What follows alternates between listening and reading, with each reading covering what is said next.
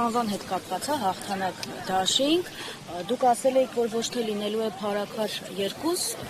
եմ խնդրում, ասել եք ոչ թե լինելու է Գյումրի 2, լինելու է Փարաքար 2, այսինքն ձգտում եք հաղթանակի, բացարձակ հաղթանակի։ Այո, մենք ձգտում ենք բացարձակ հաղթանակի եւ մենք ունենալու ենք հաջողություն։ Ես նախորդը նշեցի, հիմա էլ եմ նշում, որովհետեւ ինչի համար դա իշխանական թեզն է Գյումրի 2 չի լինելու, կարծես լոզունգ են սարքել։ Ես ինքս էլ եւ մեր թիմն էլ համոզված ենք, որ իհարկե Գյումրի 2 չի լինելու է Փարաքար 2 ընտրական մասով։ Չնայած Փարաքարում հետևանքները ողբերգական էին, մեր լավ ընկերոջը դաժանաբար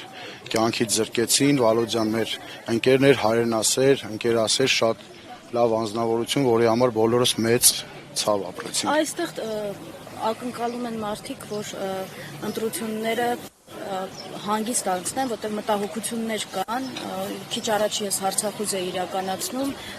վախենում էին, ասում են մենք չգիտենք հիմա եթե հանկարծ ընդդիմությունը պարտվի, ինչ հաղթի, ինչ կլինի։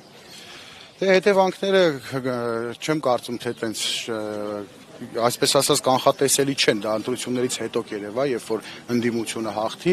բայց կարծում եմ ամեն բան նորմալ կլինի, չնայած նրան, որ այսօրվա իշխանություններից ամեն ինչ սպասելի է։ Տեսեք,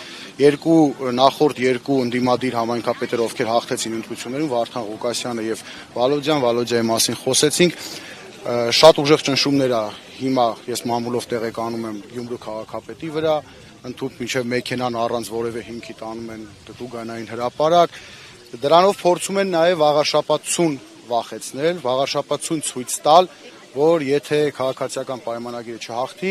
այսպիսի քայլեր կլինեն, ինչ որ լինում է Գյումրիում, ինչ որ լինում է Փարաքարում, բայց մենք այդ ամեն ինչից չենք վախենում, մենք թիմով շատ հաստատակամ գնում ենք առաջ հաղթանակի։ Համար այստեղ քաղաքացի ծեծվել է, այդպիսի տեղեկատվություն կար, որ